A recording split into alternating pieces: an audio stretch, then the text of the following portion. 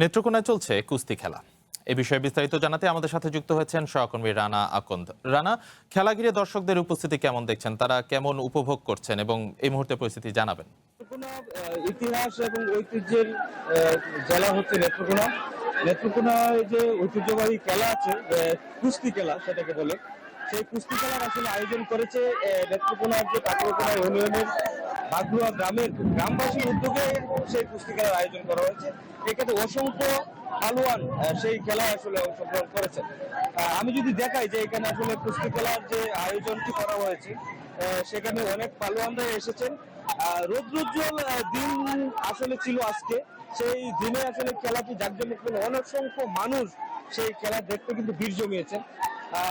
এখন সেই আবহাওয়া কিন্তু বৃষ্টিতে রূপান্তর হয়েছে। বৃষ্টি নামার পরেও আসলে এই খেলা মানুষের হৃদয়ে এতটাই গম্ভীর্যপূর্ণ যে সেই খেলা আসলে তারা দেখতে চায়, বৃষ্টিতে আসলে দেখছে। আমরা যদি জানতে চাই আসলে এই যে কুস্তি খেলা, বৃষ্টিতে আপনারা খেলা দেখছেন, কি বলবেন? করার তো কিছু নাই, একটা সুন্দর দিন ছিল, এই দিনের মধ্যে আমরা শো করছি বৃষ্টিতে। যদিও একটু অসুবিধা হচ্ছে, দর্শক কিন্তু বৃষ্টির মধ্যে ভিজেও খেলা উপভোগ করার জন্য অপেক্ষা করছে, অধীর অপেক্ষা করছে। এখন সুন্দর যে সময়টা আমরা দিতে পারি নাই, খেলা গ্রামবাসীর ঐতিহ্যবাহী কুস্তি খেলায় অংশগ্রহণকারী সকলকে আমরা ধৈর্য সহকারে অপেক্ষায় রেখেছি। খেলা শেষ অব্দি তারা শেষ করেই যাবে। আপনারাও যারা আসছেন সকলকে ধন্যবাদ। আসলে এইখানে যে কুস্তি খেলা, আসলে দর্শকের সাথে জানতে চাই, এই যে বৃষ্টিতে ভিজে আসলে খেলা দেখছেন, কি বলবেন? খুব ভালো লাগতেছে, অনেকদিন পরে আমাদের গ্রামে এই প্রথম কুস্তি খেলা আমাদের গ্রামে, খুব আনন্দ পাইতেছি বৃষ্টিতে ভিজে।